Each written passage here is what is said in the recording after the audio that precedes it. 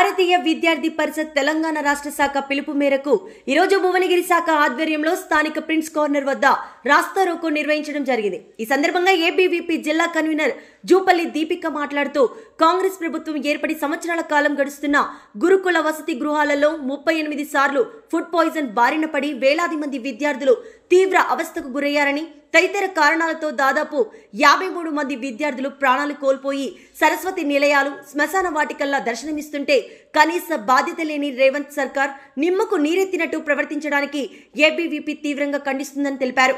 గత ఎన్నికలలో హామీ ఇచ్చిన 6 గ్యారంటీలు అమలు చేస్తామని ఎన్నికలలో ప్రజలను మభ్యపెట్టి ఇచ్చిన హామీలను గాలికి వదిలేసింది ఈ రాష్ట్ర ప్రభుత్వం. తక్షణమే 6 గ్యారంటీలు అమలు చేయకపోతే ఏబీవీపీ 7వ గ్యారంటీ అమలు చేస్తుందని, ఈ 7వ గ్యారంటీ రాష్ట్ర ప్రభుత్వానికి గద్దె దించే ప్రయత్నం చేస్తుందని మండిపడ్డారు. రాష్ట్ర వ్యాప్తంగా నిరంతరం పాఠశాలల నుండి బాసర త్రిబుల్ ఐటీ వరకు అన్ని విద్యా సంస్థల్లో విద్యార్థులు రోజుకొకరు పిట్టలా రాలిపోతున్న ప్రభుత్వానికి కనపడడం లేదని ప్రశ్నించారు.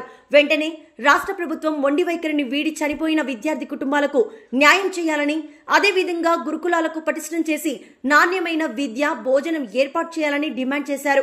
లేని ఎడల ఏబీవీపీ పెద్ద ఎత్తున ఉద్యమిస్తుంది అని హెచ్చరించారు. ఈ కార్యక్రమంలో రాష్ట్ర కార్యవర్గ సభ్యుడు సాయి కిరణ్, అరవింద్, భువనగిరి నగర్ కార్యదర్శి గద్దె నితిన్, దీపక్, మధుసాయి, నీలకంఠ, అభి తదితరులు పాల్గొన్నారు.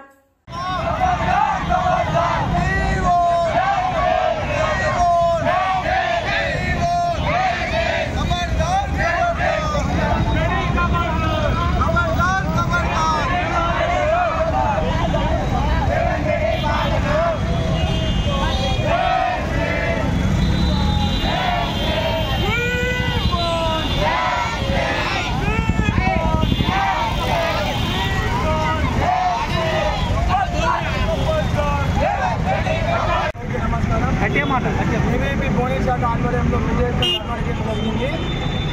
ఎందుకంటే మన భువనగిరి సంక్షేమ హాస్పిటల్లో ఉన్న ఎన్నో హాస్పిటల్లో 50 మంది విద్యార్థులు నాణ్యమైన భోజనం కోసం రావడం జరిగింది.